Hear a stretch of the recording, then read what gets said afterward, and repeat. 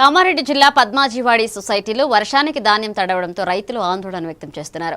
సదాశివనగర్ మండలం మాజీ జెడ్పీటీసీ పడిగల రాజేశ్వరరావు తడిసిన ధాన్యాన్ని పరిశీలించి వెంటనే రవాణా సౌకర్యం కల్పించి రైతుల ధాన్యాన్ని తరలించాలంటూ సొసైటీ అధికారులను కోరారు. రైతులకు పూర్తిగా అండగా ఉంటామంటూ ఆయన భరోసా ఇచ్చారు. ఈ కార్యక్రమం ప్రభుత్వము రైతుల జీవితాలతో ఆటలాడుకుంటుంది.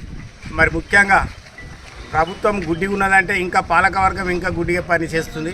ఎక్కడైతే పాలకవర్గం మెంబర్లు ఉన్నారో వాళ్ళ మొక్కలు తరలించడానికి వచ్చిన వాహనాలను ఉపయోగిస్తారు తప్ప మరి 20 నెల రోజుల నుంచి పోసిన రైతులకు సీరియల్ నెంబర్ ప్రకారం పోతే మరి రైతులకు న్యాయం జరుగుతుందని చెప్పి వీళ్ళందరూ రైతులు ఇలా డిమాండ్ చేస్తున్నారు.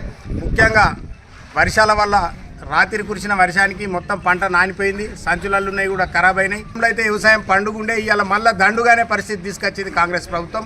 ఇప్పటికైనా మా డిమాండ్ ఏంటంటే ఖచ్చితంగా మీరు ప్రతి ధాన్యాన్ని కొనకపోతే చేతులు ఎత్తేయండి. మధ్య దళారీల పాలన అవుతుంది. ఇవాళ రైతులు ఈ ప్రభుత్వ విధానాన్ని చూసి కన్నీళ్లు పెట్టుకొని ఇవాళనే 1850 రూపాయల కాడికి మక్కలు కాంట చేసుకునే పరిస్థితి వచ్చింది. మరి ఏదైతే మీరు మద్దతు ధర ప్రకటించారో దానికి మీరు కొనుగోలు చేసినట్టయితే ఈ 5 రోజులలో మొత్తం మక్కలను తరలించినట్టయితే మరి రైతులకు మేలు జరుగుతుంది. ఒకవేళ లేని ఎడల మరి రైతులందరూ కలిసి కూడా ప్రభుత్వ కార్యాలయాల మీద దాగుతుందని చెప్పి అటు ప్రభుత్వానికి ఇటు రైతులకు ఇబ్బంది పెట్టే బదులు మీరే క్షేత్రస్థాయికి వచ్చి వాస్తవాలు తెలుసుకొని ఏదైతే మొదలొచ్చిన రైతులు సీరియల్ నెంబర్ ప్రకారం ధాన్యాన్ని తరలించినట్టయితే